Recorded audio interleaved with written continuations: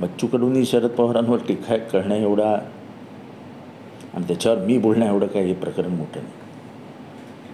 Sir, Sanjay Raut 23 जागा मागत आहेत, तर संजय निरुपम यांना विरोध करत आहेत. वंचित आघाडीने 12-12-12. हे बघा, कोण काय मागतंय ह्याच्यावर चर्चा करण्यासाठी मी इथे आलेलो नाही. प्रत्येकाला तोंड दिलं आहे, प्रत्येकाला डोकं दिलं आहे, प्रत्येकजण आपापल्या डोक्याने बोलतो आहे. आम्ही मात्र जोपर्यंत आम्हाला साहेब फायनल लिस्ट सही करून देत नाही तोपर्यंत काहीच बोलणार नाही. राष्ट्रवादी आमदार अपत्रावर जानेवारीच्या पहिल्या आठवड्यात सुनावणीची तारीख आहे, तर एकीकडे शिवसेना संदर्भात देखील आहे. ठीक आहे ना, जे आहे ते लढू, कायद्याने लढू. महाराष्ट्राच्या समोर आहे ना, जे काय घडलं ते महाराष्ट्राच्या समोर आहे आणि जनतेचं मन आणि कायदा ह्याच्यापेक्षा खूप मोठं आहे. शेवटी जनताच्या मनात जे आहे तेच महाराष्ट्रात घडणार आहे. तुम्ही कितीही कायदा मोडला तोडला आपल्या बाजूनी केला तरीही शेवटी लोकशाहीमध्ये जनतेच्या मनात जे आहे तेच जनता करून आणते. सुप्रिया सुळे यांच्या बारामती मतदारसंघात दादा यांच्या पत्नीला उमेदवार जाहीर करणार. बघू ना, आता एवढी काय घाई लागली तुम्हाला? निवडणुका लागलेल्या नाहीत, कशाला चिंता करता? सर, गेल्या काही दिवसांपासून पाहिलं तर मुख्यमंत्री एकनाथ शिंदे असतील आणि राज ठाकरे यांच्या भेटीगाठी ज्या आहेत त्या मोठ्या प्रमाणात वाढू लागलेल्या आहेत. काल देखील राज ठाकरेंनी वर्षा इथे मुख्यमंत्री दोघांनाही एक दुसऱ्याच्या घरचा चहा आवडतो. काय वाटतं नेमकं या भेटी संदर्भात? सांगितलं ना, दोघांनाही एक दुसऱ्याच्या घरचा चहा आवडतो.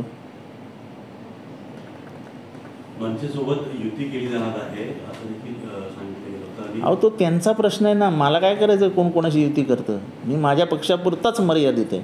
दुसऱ्याच्या घरात डोकवण्याची मला नाही सवय. राज ठाकरे आणि मुख्यमंत्री यांची वारंवार भेट आहे आता देखील. अहो, मी सांगितलं ना, दोघांना एक दुसऱ्याच्या घरचा चहा आवडतो. किती वेळा सांगू?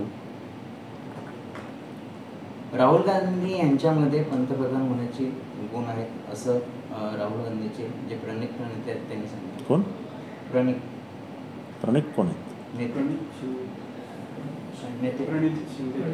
नेते असं आहे की मला माझा नेता मोठा व्हावा असं जर एखाद्या कार्यकर्त्याला वाटत असेल तर त्याच्यात चुकीचं काहीच नाही.